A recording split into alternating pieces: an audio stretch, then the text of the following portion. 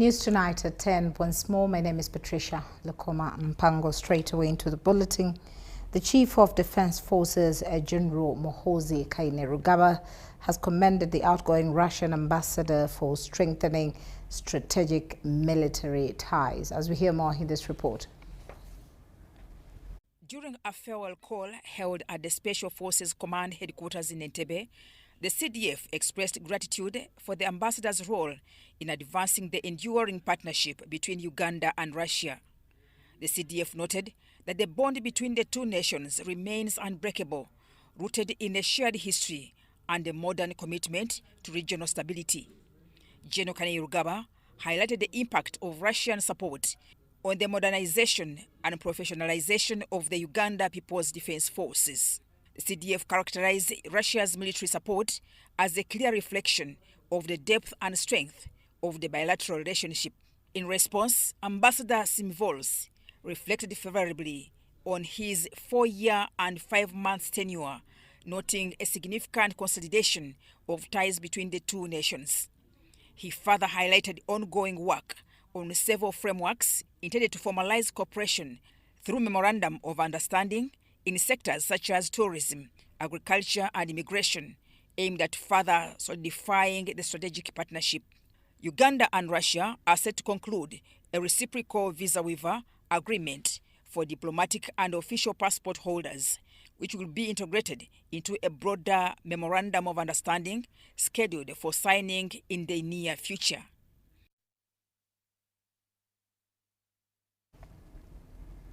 Now, Uganda's the latest multi-dimensional poverty index reveals that 27 out of every 100 Ugandans are living in poverty, not just in terms of income, but across essential aspects of life. As we hear more in this report. Thank you.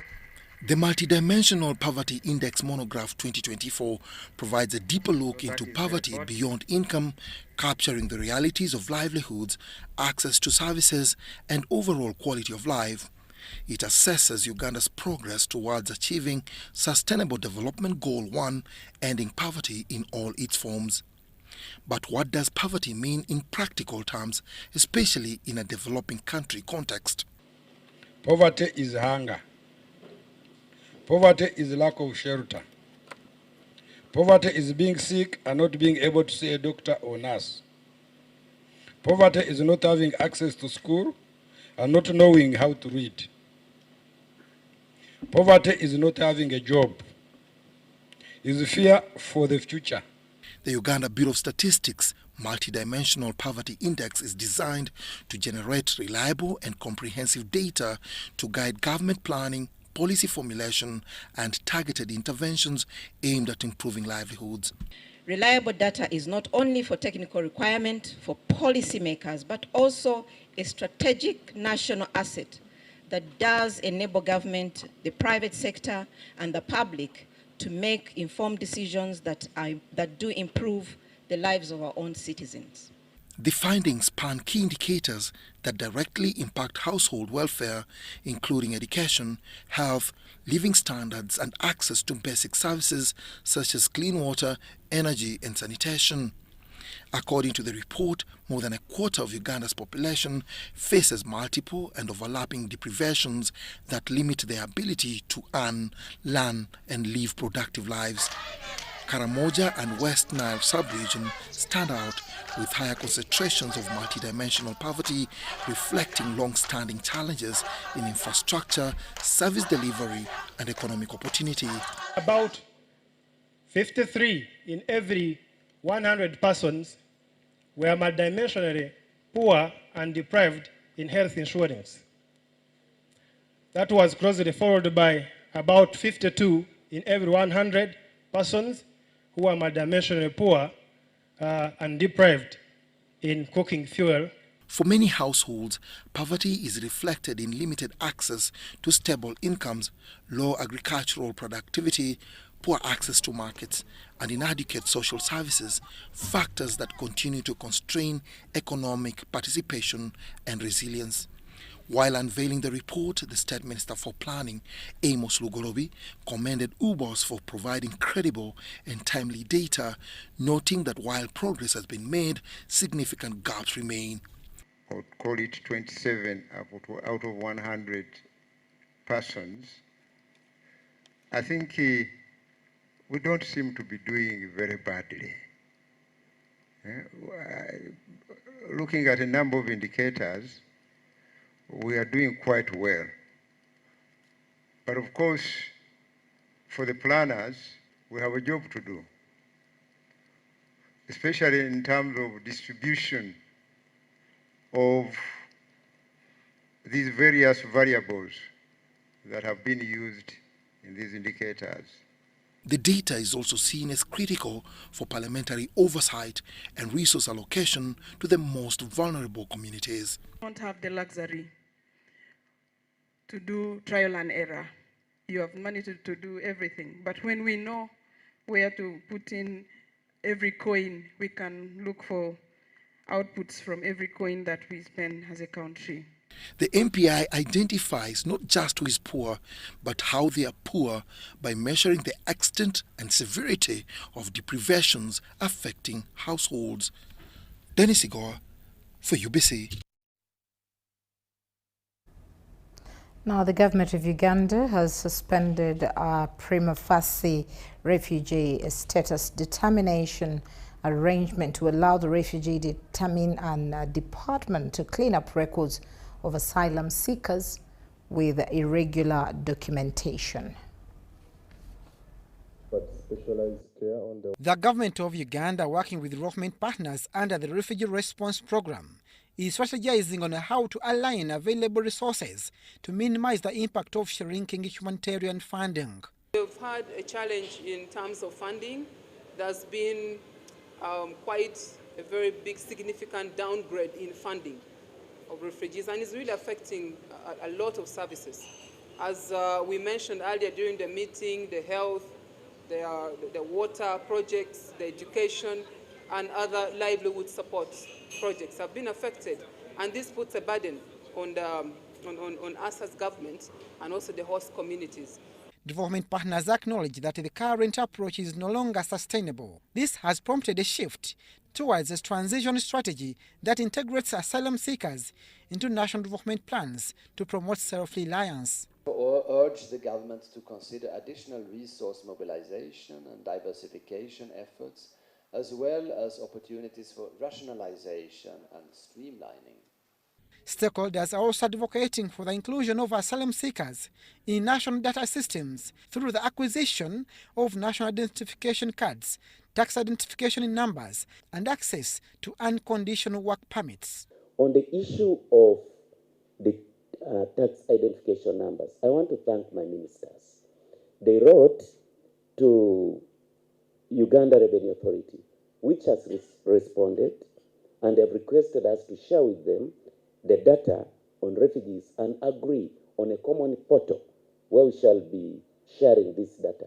The government has suspended the prima facie status determination system and replaced it with an individual refugee status determination process to ensure more efficient management and improved accountability. Why we have suspended it for the meantime is because we realized it was being abused by some of the refugees that come in because they find it easier for that window.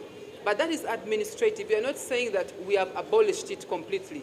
We have just suspended it for now, looking at the protracted numbers of the refugees that are coming in from those countries that we are applying the prima facie window to them. What government is doing is making adjustments to the procedure for adjudication of refugee status. They are moving from a group-based approach to an individual-based approach. And that's within the framework of international law. So for us, that's fine with us. Various sectors are reporting resource constraints in refugee hosting communities. They cite increasing competition for limited resources and are calling on the government and its partners to realign resource allocation strategies to ease the pressure. Compared to the last 5 years, the funding keeps on going down. And then we have the numbers going up. So that is going to create a very big challenge and a very big burden on us as a country that is trying to, exercise the open door policy. Sustaining the staff, the teachers, the medicines, and otherwise with an increasing population, it has depended very much so on humanitarian funding. And right now, there is a large-scale gap. Over the past 5 years, refugee response plans in Uganda and other host countries have faced significant funding cuts, placing a heavy burden on host nations. This has prompted steering committees in collaboration with partners to develop durable solutions, including co-financing mechanisms and strategies to equip refugees for self-reliance. Abdunasele Lubwama and Regana Ahumza for UBC. Now, Uganda People's Defense Forces, serving under the African Union's support and stabilization mission in Somalia, together with Somali National Army, have completed a major joint road rehabilitation along a main supply route linking Mubarak, Dar es Salaam. The route had suffered damage from poor conditions due to hostilities. Engineering teams cleared debris, removed overgrown vegetation, and repaired deteriorated sections, restoring safe and reliable access. Brigadier General Jackson Kayanja, Sector 1 Commander, said the project is essential for sustaining recent security gains and supporting broader stabilization efforts. The road will not only improve military logistics, but also ensure communities can reach markets, health facilities, and essential services. Community leader Swaib Osman said the improvements would reduce transport costs, ease movement, and strengthen connections between towns. Colonel Owin Akena, commander of Battle Group 44, stressed that the secure and maintained supply routes are critical in the mission's success and civilian safety. He affirmed ongoing collaboration with Somalia forces and communities to support lasting peace.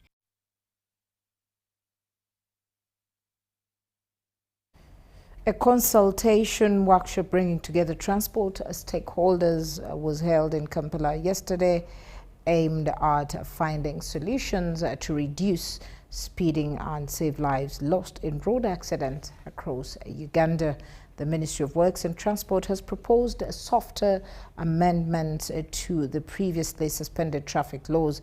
These include raising speed limits in selected areas while also reducing fines for speeding offences.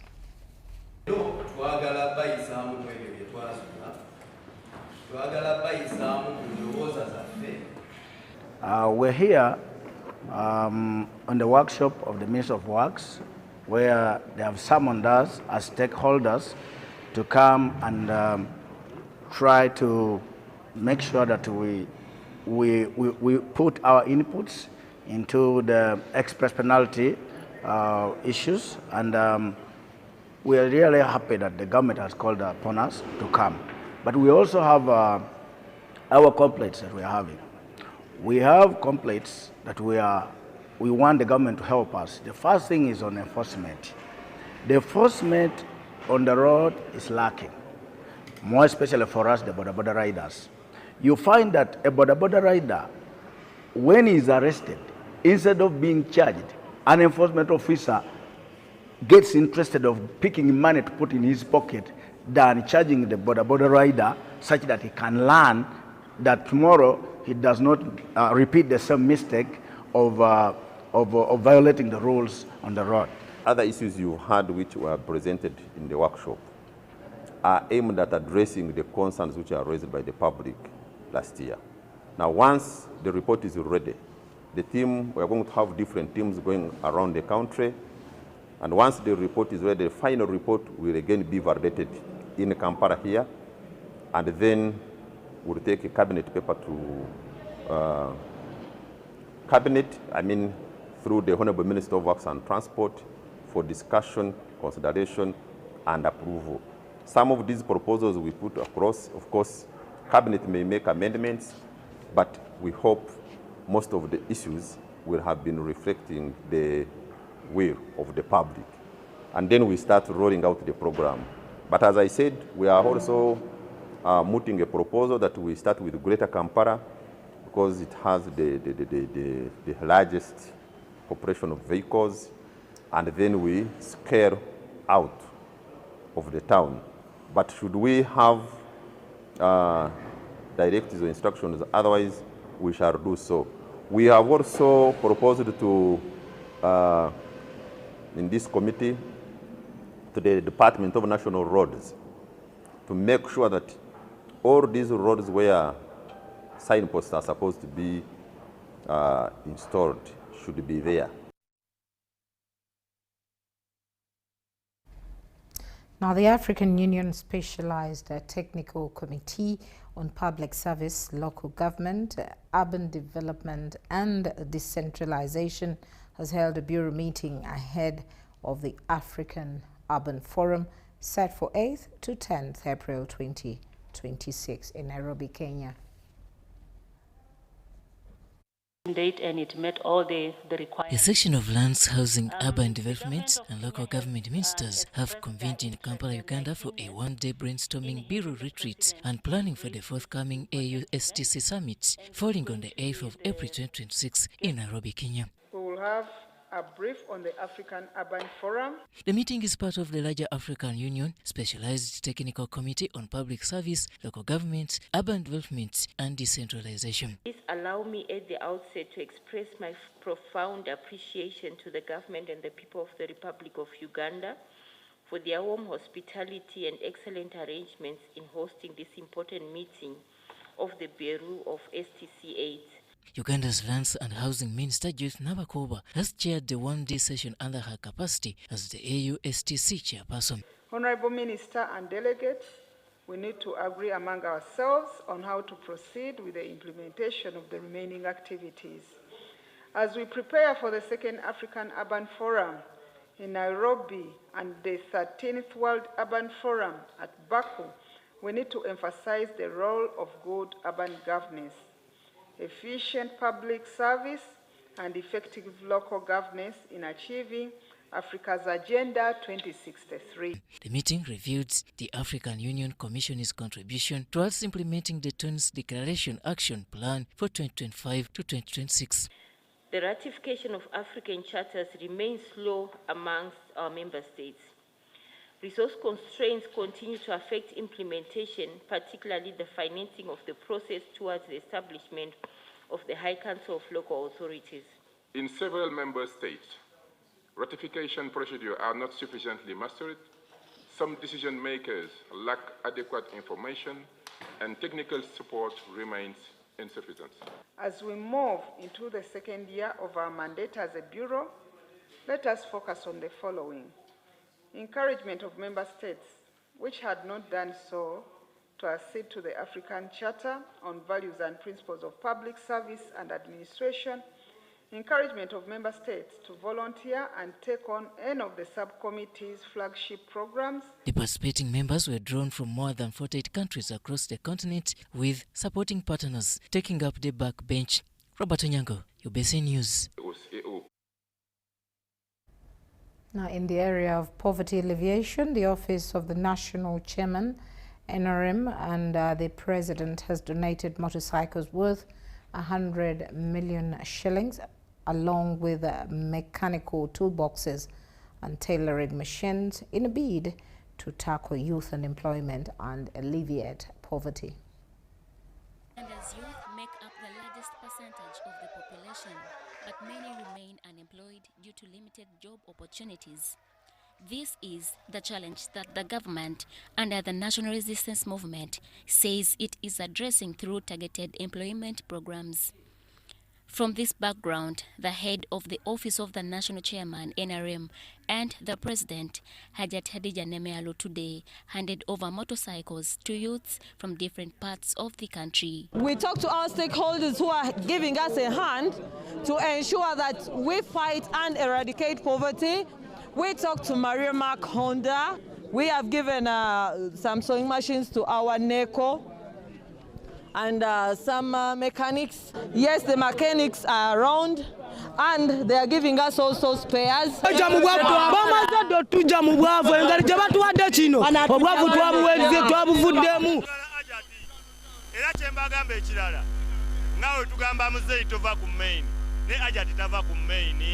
to me.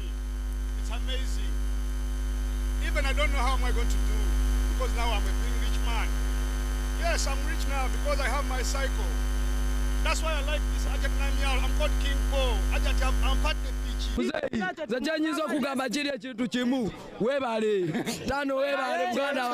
Take this opportunity to thank the office of Madam Adija Namialo, the office of the National Chairperson ONC, to empower the youth. While delivering the items, Namialo urged the beneficiaries to use them productively to improve their livelihoods, emphasizing that the support is non-refundable. So these are loan-free. Loan-free, it means we are just giving you a job.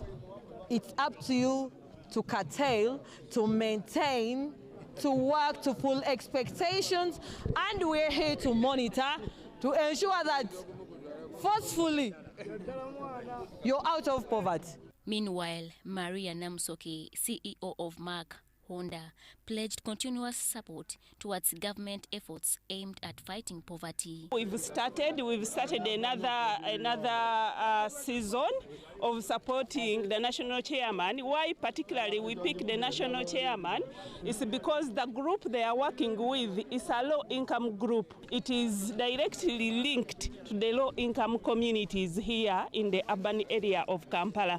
So as business, we give, it's a way of giving back to the community in support of President Yoweri Museveni's dreams. Namialo later proceeded to Kitaria prison, where she donated carpentry workshop machines to support rehabilitation programs for inmates. They told us the challenge was about the carpentry. We requested them to avail us with the kind of machines they are in need of. So today we have come here to deliver. When we talked to His Excellency Yoweri Museveni, he said, yes, this is a good initiative. The donation was welcomed by the prison authorities, with Superintendent Hassan Warangira saying it will strengthen vocational training at the facility. We really thank you for honoring your pledge. You offered to take on this, and indeed you have delivered to give us these items of carpentry. This is one area which was lacking to help us diversify our rehabilitation programs here in the direction of carpentry. Tuyamba abasajja baffe, they get skills so that when they get out there, they are better citizens. The Office of the National Chairman says it remains committed to rolling out initiatives aimed at improving household incomes and livelihoods across the country. Irene Faith Nantongo, Joseph Moyingo, UBC News. And we are still giving out to. Now, suspected robbery has been reported at Centenary Bank branch along Nkrumah Road in Kampala. A female client was attacked by machete-wielding assailants and robbed of her money in a broad daylight. And now the border operators along the road attempted to pursue the suspected robbers, but their efforts were futile. An incident of robbery has been reported at a Centenary Bank branch along Nkrumah Road in Kampala. Okusoomozebwa naye security etuuse embudde naye nga kyenyinza okugamba yebadde firimu ya ddala si ya TV bibadde bya ddala. It is alleged that at around midday, 26th of March 2026, unknown assailants riding on motorcycles attacked a female client at the bank. Mukyala nga yakafuluma banka n'amukuba sirapu. Omukyala n'abanga ayagala okugwa n'atagwa n'amwongera endala sirapu. Mukyala n'agwa wansi. The victim reportedly attempted to resist but was threatened with a machete before her bag containing an unspecified amount of money was forcefully taken. Nsawo ebadde eringa ya kitakataka. Zino ez'abakyala ze babeera nazo wano eno. wanga omubbi tasobola kubba nga takumanyi. Eka baali bamulondoola. Eyewitnesses say they had earlier noticed suspicious individuals believed to be part of the attackers loitering around the bank premises prior to the incident. Mbadde ndeese omusaabaze wano ku Nkuruma Road musaabaze nzize nga ndaba abantu basaasaaze nga sinagenderera kibaddewo wenzijeko musaabaze ne bambuuza gwe okola kyawo nensooka nsikamu ne parkinga piki nenzirukamu omuyaye ng'akutte ejjambiya. They also allege that the private security guards at the bank did not intervene during the attack. Era asikalo oyo abasirikale tebayo bakujja mangu abatuze abadde bagenda mukolako waabo n'ababadde bavuddeko babba batyo omukyala ng'abadde kirayanti waabwe n'atabaako kyakola ate nga byonna bibadde bigenda mu maaso abadde abiraba bonna abadde bavudde mu mbeera naddala ba stage ababodaboda baffe betukwala nabo wano bo abadde bavudde mu mbeera ne babadde nga 8 ng'abamu bali eno kuwa ssente abalala bafunziza eri abasirikale omwo omusirikale bamutemye olumaze ababoda tubadde tukuŋŋaanyemu awo nga twagala sembera tutaase omusajja n'ajjayo najjolo n'agiwalakata ku koolansi. After accomplishing their mission, the suspects attempted to flee but were pursued by border riders operating in the area. Tugobye naye nga abasajja bavuga piki naye nga ebintu yange bigambo yange si bingi nnyo njega kyendabyeko ne tuzikuula ne tusituka kati mba naatera kutuukako omu ng'ali ku Victoria awo nga naatera kumutuukako omubbi n'agamba gwe muzeeyi oyagala bulamu oyagala kufa neŋŋamba nedda njagala bulamu omwana n'obola n'agamba kola ki muzeeyi tubagobe ne tubagoba kati wali olaba nga ku Shero wali Shero Jinja Road kirabe mabega eno ne bayingira wanuwe kati batugenda kuyingira wanuwe abasirikale batusaliddeko bapolisi bagamba nga bagatukwata ne tukomawo byebyo byange. Ababaddewo bantegeezezza nti essaawa eno abantu abazze okubba tebabategedde naye nga yo security njogeddeko ne DPC atuuse Mbudde aŋŋambye nti cameras bagenze ku kamera n'okukola okunoonyereza okusingako okulaba nti abantu abo bakwatibwa. Some residents have linked the rising incidents of such crimes to unemployment among the youth. Byonna ebintu byonna babimenya kati abaana abaali babba kati bonna abamu baali babivaamu ebyokubba kati abasinga babizeemu kati awo gavumenti kyenva nkugamba gavumenti kino muleke akola emirimu gye baleke obagobaganya ku kkubo bodaboda bazikwata ku makya n'olweggulo misana kati awo gundi zisiba zisomba bodaboda bazisomba n'olwekyo gavumenti esasula omuntu kinoomo wewansi n'omubbi agenda okubba ng'alina ensonga lwaki abbye. Kunenyamu gavumenti yaffe yakozeemu manyi bodaboda eno yali yakwekanya abaana abasinga baki nga babbi bali mu mulimo gwa boda naye bino bagamba nti bodaboda abasinga tubagobye bukya omwana nga yadi kati omwana n'omugaga nga yamuwa peki okubyanza tukesa n'agamba waayi kankujeko ki piki yange kati ebyo gavumenti ekintu yakirowoozaako. This incident comes barely 2 months after a similar case of aggravated robbery was reported in February 2026 at Gwanda Shopping Mall in Kisenyi, where machete-wielding attackers targeted a man carrying cash. Nze nali mu maaso kyali wange nga ngoberera naye bwe nalaba nti kyali wange bamulumbye so nentegeera nti bano abantu baagala kutwalako obulamu so what I did nze nenteekayo emisinde. Police have yet to issue an official statement regarding the latest incident.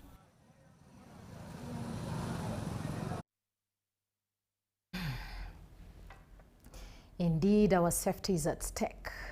At 30 minutes past 10 o'clock, we're going to take a short break and return with more news. Stay with us.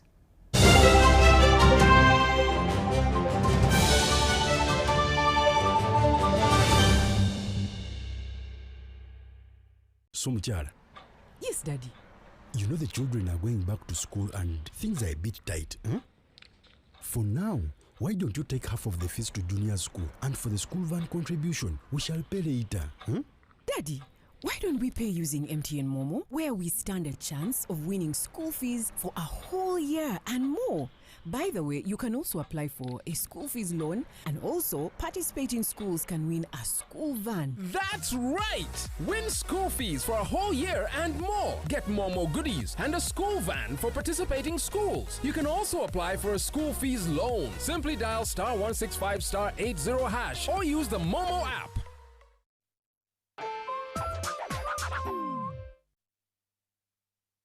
Are you a woman with a small-scale business with a dream of growing it to another level? The GROW Project is here to support you in realizing your dream. The GROW Project is a government initiative implemented by the Ministry of Gender, Labour and Social Development and Private Sector Foundation Uganda with support from the World Bank. We support women-owned businesses across the country to gain hands-on and business management skills through training within your location, business financing through grants and affordable loans, and infrastructure in your areas of operation to enable you to increase your productivity. If you have a business that makes sales of up to 800,000 Uganda shillings per month, the GROW Project has the tools and resources to help you succeed. For more information, contact your district or city GROW focal person or call our toll-free line on 0800 307 777 to learn more about how you can benefit from the GROW Project's services. The GROW Project, empowering women economically, transforming communities.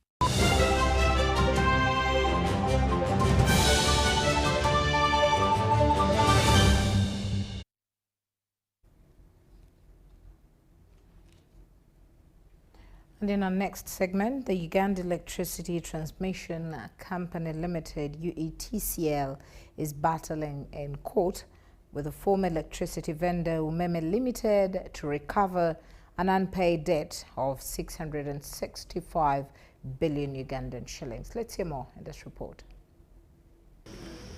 The 2024-25 annual general meeting for the Uganda Electricity Transmission Company Limited revealed that country's electricity transmission network expanded from 4,963 kilometers to 5,287 kilometers. As I speak now, grew from 4,963.7 kilometers to 5,287 kilometers, and this is a plus, and I congratulated the company for this.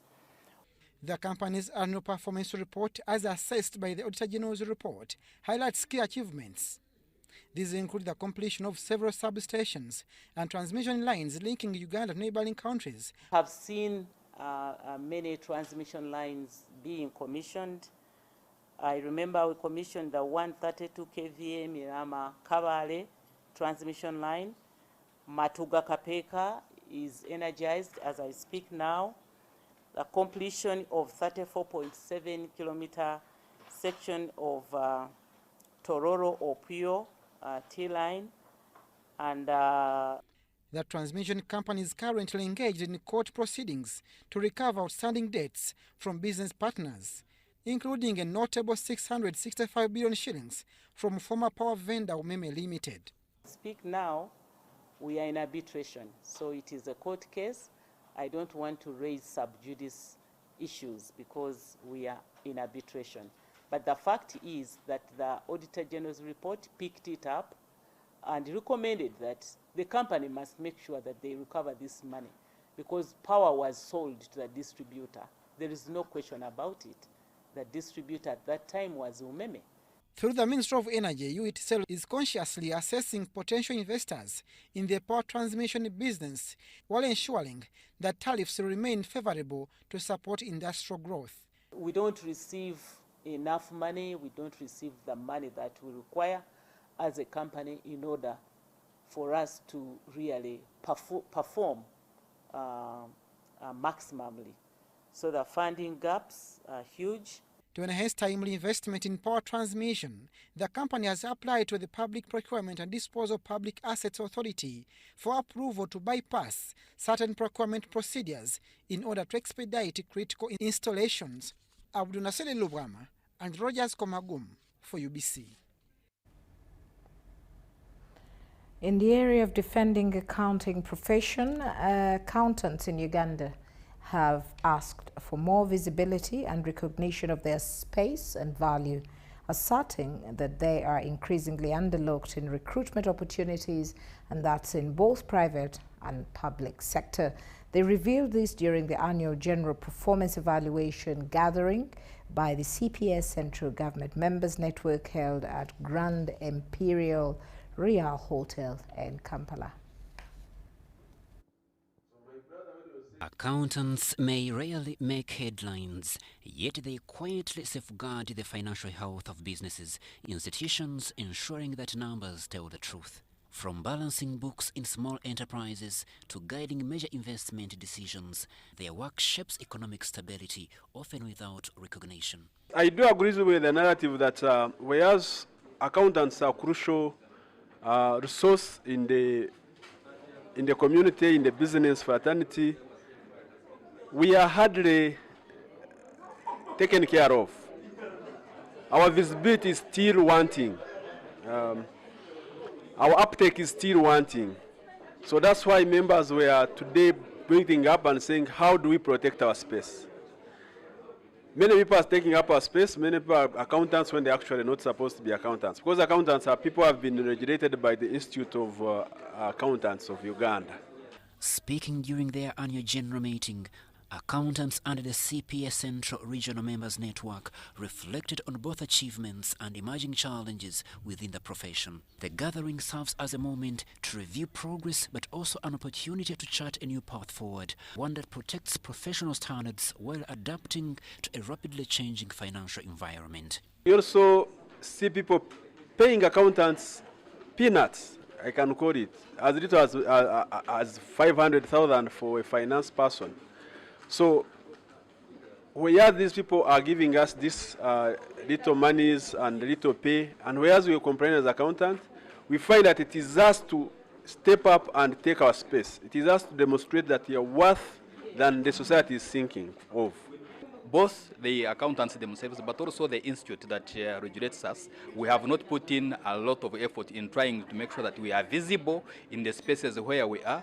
We know a lot. We are the people with the solutions in terms of financial management, in terms of taxation management, but we are enclosed somewhere. Members called upon government and stakeholders to strengthen support for the accounting profession through policy recognition, professional development opportunities, emphasizing that investing in accountants is an investment in transparency, accountability, and national growth. So we are calling public and the government to ensure that this professional is catered for in any decision they are making, because it is needed.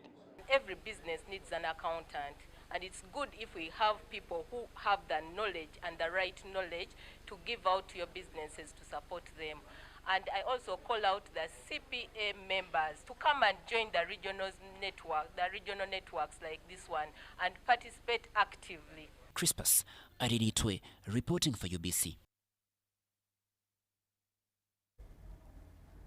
Now, the 5th cycle joint mentorship program of water and environment has concluded with a grand graduation ceremony empowering young professionals in water and environment sectors.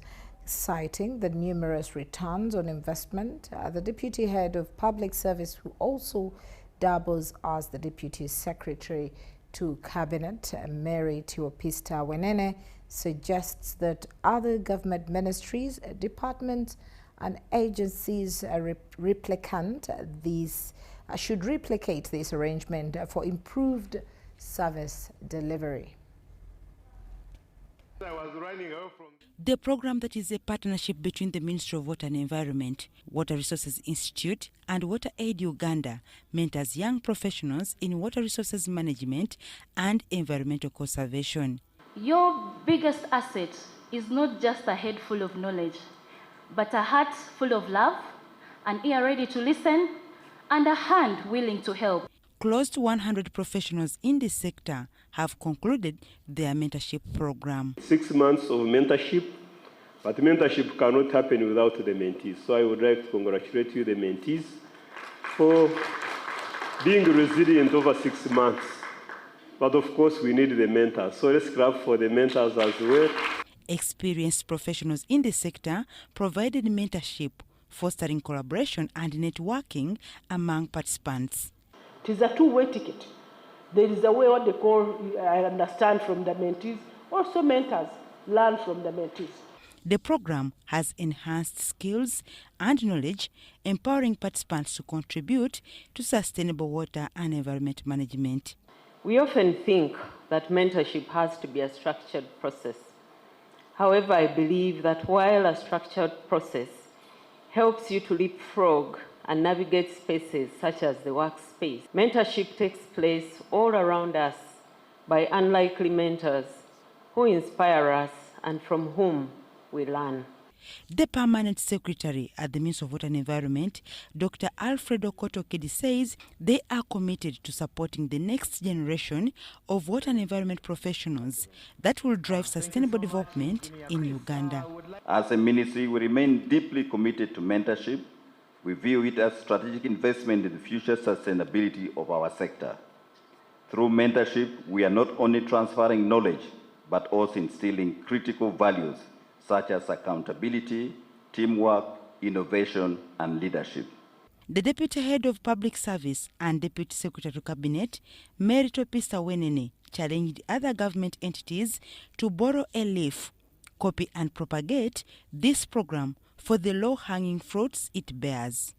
Personally, I will take every opportunity to inform other government institutions about this innovation and propose that it is adopted by all the government institutions as a way of creating a competent workforce.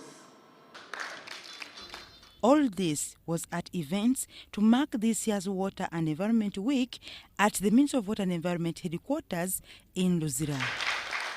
Ms. Chairman. Dorcas Kimono, UBC News.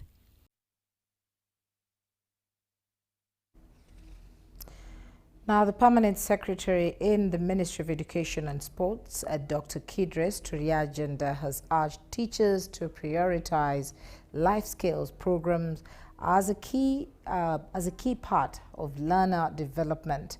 Representing the Commissioner for Basic Education, Dr. Clopas Mojenyi, at a two-day engagement at the Civil Service College, Dr. Turiagenda emphasized the need to integrate life skills into the school curriculum.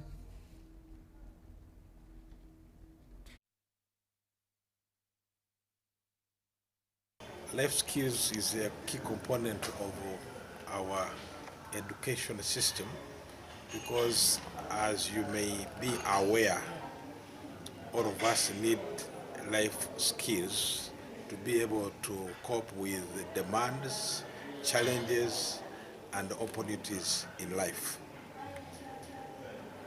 Definitely, most of our learners are faced with a lot of challenges, demands from teachers to study very well, demands from the parents to study very well, demands in terms of arriving at school in time or on time.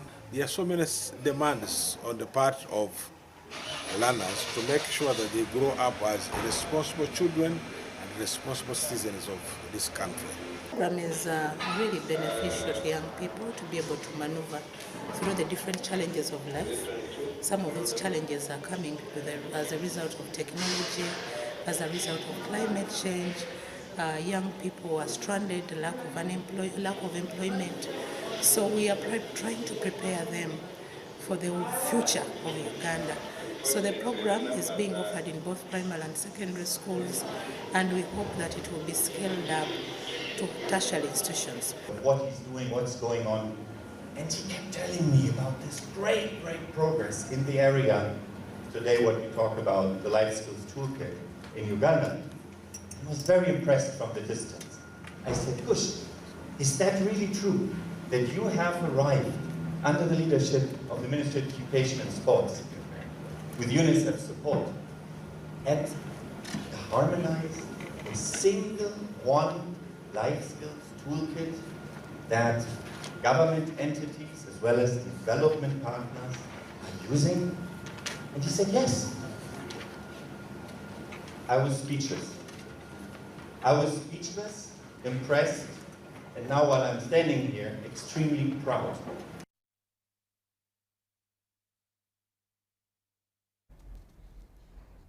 Now, the amputee self-help network in Uganda, in partnership with the Pedrine Foundation, have today flagged off an 80-kilometer a charity walk from Uganda Monument to Jinja aimed at raising 80 million shillings. The fund will go towards providing artificial limbs to at least 40 people who lost their body parts in road accidents. Let us walk and ride from Kampala to Jinja. Yes. To God give thy glory. Yes. And I set you off.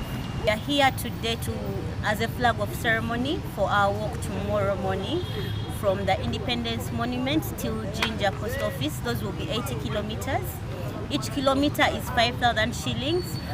So we are walking and riding to raise awareness on road safety, but most especially to raise funds to buy artificial limbs for people who lost their limbs due to accidents and other causes.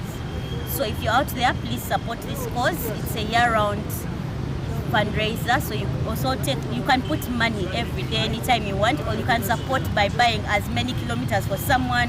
You support a rider, you support a walker. Highlight the difficulties amputated people go through and how easy it is to help. With the 5,000 shillings that we give in support and in sponsorship for every kilometer, you can sponsor as many as 100 kilometers, as 10, as 5, even as 1 kilometer. That money goes a long way to change people's lives. The people that have been amputated, they go through a lot of difficulty. You don't know, today there may be an amputee that you know, but tomorrow you may be the amputee that you didn't know. All these roads are for all of us. Let it be the pedestrian, let it be a cyclist, border rider, drivers. All these roads are for all of us. Please, let's give ourselves respect. And that way, we shall be safe.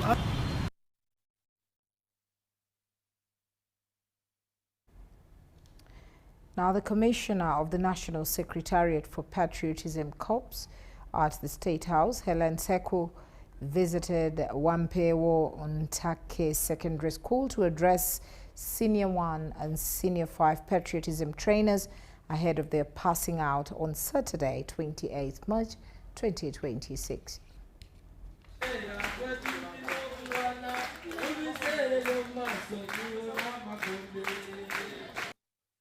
Our constitution tells us that all Ugandans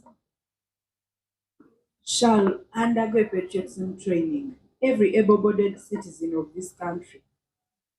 And we should protect our country. Be loyal, be patriotic. We don't have any other Uganda. Therefore, you must work hard. They say if you fail to carry 1 kilogram of books, be ready to carry 1,000 kgs of cement. Yes. Because failures have no place in Uganda. Uganda is for the wise people. Hardworking people and wise people. Why patriotism is important? Patriotism promotes unity and peace. Promotes what? Unity and peace. That's why we are in school and nobody's fighting. And have you had the war in Uganda? Yes, the NRM government brought peace. That's why they train even the army to be pro-people. To protect us, protect our parents in the villages, protect our property. Clean up the city. Are we together? And also unite all of us. We are supposed to be united as Ugandans. We are Ugandans first, before our tribes. We are what? Commit to serve and improve your nation. Commit to serve and do what? Don't be a thief. Don't use shortcuts to make money. Commit yourselves by being in school, by working hard, and you add value to this country. So we want to thank you for the team that has been brought to us, and I think your time here has not been in vain, especially on the side of the girls. It's going to go a long way to inspire them, and I believe we are going to have good and strong women coming out of this school, and as a result of this exercise.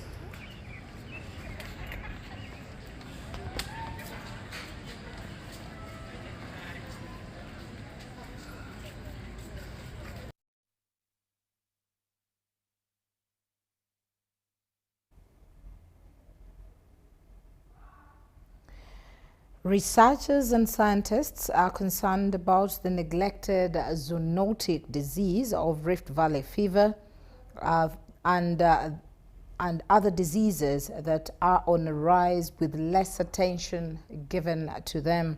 The principal lead investigator, Dr. Julian Lutwama, stressed the need for behavior change from the public on how to handle such diseases. Be implemented. Researchers, scientists, policymakers and district representatives have convened in Entebbe to disseminate the findings of a study conducted on a collaborative One Health initiative project on Rift Valley fever, Crimean hemorrhagic fever and brucellosis in Uganda for the past 4 years. The three major infections affect both man and animal. Severe outbreaks leading to animal loss, yes, as well as human suffering. The study focused on 3 diseases which include Crimean Congo hemorrhagic fever, Rift Valley fever, and brucellosis, which for a long time has been neglected as zoonotic disease. It's contracted by human beings from animals. The real mechanism of how this spill from the animals to the humans, we are still working at those approaches. We are looking at what is driving these infections to move from the animals to the humans. In the course of the research, investigators identified an innovative way of doing surveillance for diseases through picking samples from animals and people which are examined in the main zoonotic laboratory. And this is a combination of community health workers, animal health workers, and wildlife assistants or wildlife officers. Bringing all of them together, giving them the training, equipping them with the resources that they need so that they are able to work with the local communities to identify these zoonotic outbreaks and detect them early before they spread. They would know that so-and-so's goats are aborted, so-and-so's animals died, and they would go there, get information, and then pass on that information. According to experts, the zoonotic diseases are neglected. The study was conducted in 6 conservation landscapes across Uganda in 69 villages at human-animals-wildlife interface selected centers that are prone historic outbreak of zoonotic diseases and ecological diversity. If it is like Rift Valley fever or any of these other diseases, when you give it to these other animals, they will feed, but you are multiplying the infection. So we are telling them that these animals should be buried, not to be ate, not to be sold. So there is that change of behavior. Meanwhile, as the 5-year project comes to an end, there's a lot that needs to be done to eliminate zoonotic disease, as the International Development Research Center remains optimistic to continue funding projects.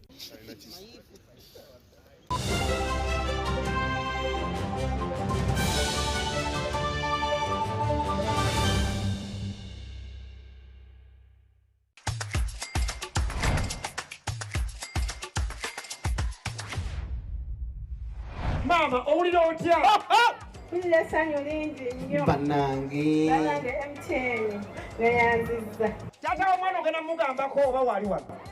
Taliiwo. Ssente ze mbadde ngenda okusasula ku school fees z'omukulu zigenda kunnyambako okuweerera batoobe abalala 2.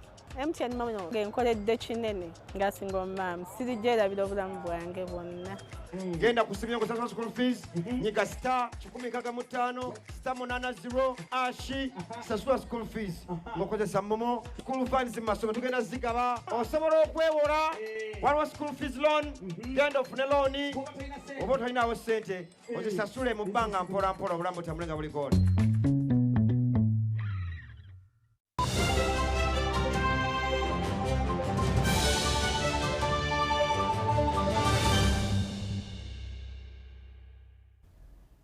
And into the world of business, a $50 million footwear factory has been commissioned at Sino Industrial Park in Bale City, with leaders calling for prioritization of local youths in employment to help address unemployment and improve on household incomes within the region. Congratulations to Haila Industrial Limited. Thank you. Best wishes to you, please. While commissioning the facility, Mbale City Mayor-elect Joyce Kidulu Matuka said unemployment among the youth remains a major challenge, noting that the factory will create jobs and improve household incomes in the city and the wider eastern region. Creation of the jobs. It's a big thing that we're facing as a country, that younger people are not employed. How I pray that we want to see many of our younger people in Mbale City being employed.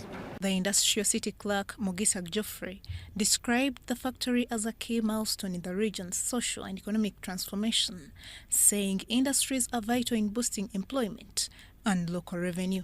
This milestone is not only a testament to investor confidence to our city, but also a clear indicator that Mbale continues to position itself as a key hub for industrial growth and economic transformation in Uganda. The factory will provide meaningful employment to our people, especially youth, thereby improving their livelihoods, reducing unemployment, and streamlining household incomes across our community.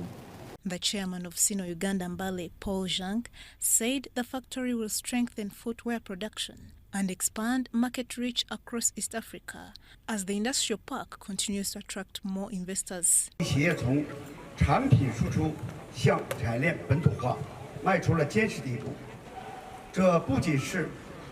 the largest shoes manufacturing enterprises in East Africa, Landi Industries Limited stands as one of the most representative enterprises within the park.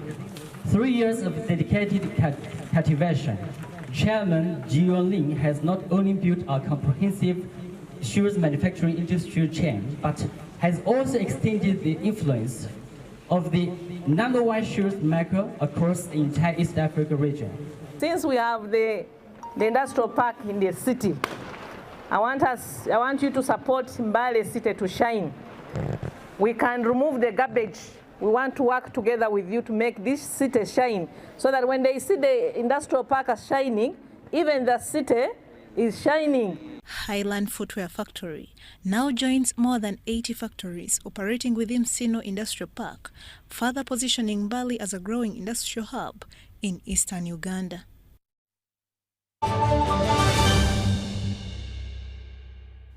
And quickly into sports, the 2026 Starling Juvenile Swim Meet is expected to have a record number of participants this Sunday as swimmers under the age of 12 will compete at the Time Out Leisure Park in Bweyogerere.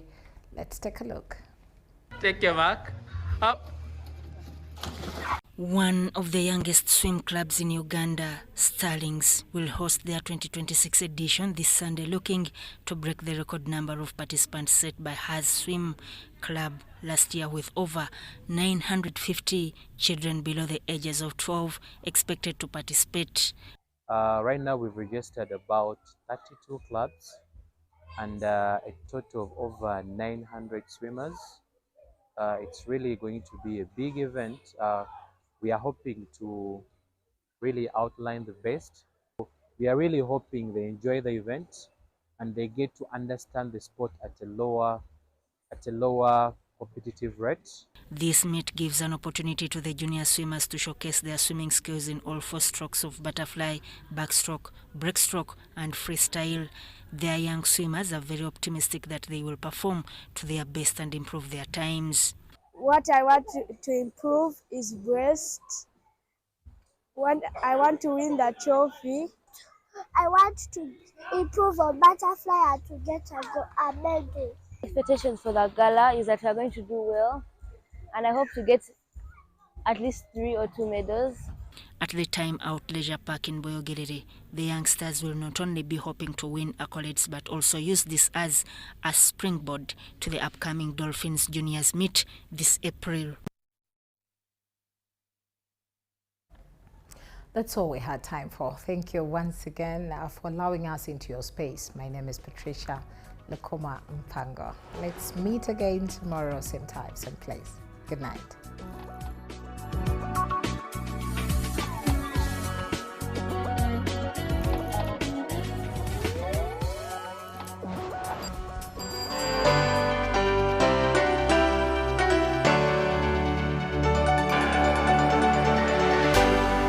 UBC, inspiring Uganda.